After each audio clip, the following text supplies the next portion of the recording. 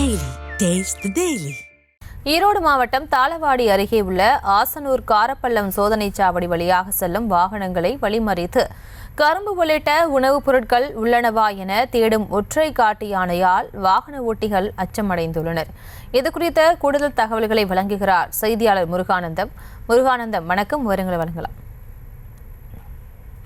வணக்கம் பிரியங்கா. ஈரோடு மாவட்டம் தாளவாடி அடுத்த ஆசனூர் வனப்பகுதியானது சத்தியமங்கலம் புலிகள் காப்பகத்துக்கு உட்பட்டது. இந்த ஆசனூர் வனப்பகுதியில் காட்டு யானைகள் அதிகமாக வசிக்கின்றன. இந்த ஆசனூர் வனப்பகுதி வழியாக தமிழக, கர்நாடக மாநிலங்களை இணைக்கும் சத்தியமங்கலம் மைசூர் தேசிய நெடுஞ்சாலை செல்கிறது.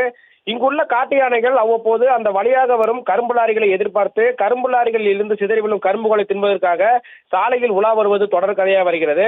இந்த நிலையில் கடந்த 2 நாட்களாக தமிழக, கர்நாடக எல்லையில் அமைந்துள்ள ஆசனூர் காரப்பள்ளம் சோதனைச் சாவடியில் முகாமிட்டுள்ள ஒற்றை காட்டு யானை அந்த வழியாக வரும் லாரி, பேருந்து, கார் உள்ளிட்ட வாகனங்களை வழிமறித்து வருகிறது. வழிமறித்த வாகனத்தில் கரும்பு, காய்கறி உள்ளிட்ட உணவுகள் உள்ளதா என சோதனை செய்தது. சுமார் 20 நிமிடங்களுக்கு மேலாக லாரியை வழிமறித்து சோதனையிட்ட காட்டு யானையால் அதன் பின் வந்த வாகனங்கள் அணிவகுத்து நின்றன. இந்த சம்பவத்தால் அந்த வழியாக பயணம் செய்யக்கூடிய பயணிகள் ஒருவித அச்சத்துடன் பயணம் செய்து வருகின்றனர்.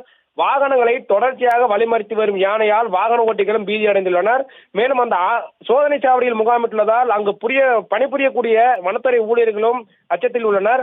தொடர்ச்சியாக சோதனை சாவடியில் முகாமிட்டு வாகனங்களை வழிமறிக்கும் ஒற்றை காட்டு யானையை அடர்ந்த வனப்பகுதிக்குள் விரட்ட ஆசனூர் வனத்துறையினர் நடவடிக்கை எடுக்க வேண்டும் என வாகன ஓட்டிகள் கோரிக்கை வைத்துள்ளனர். Priyanka,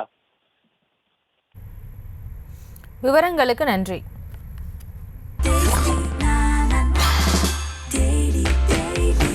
Taste the Daily. Taste the Daily.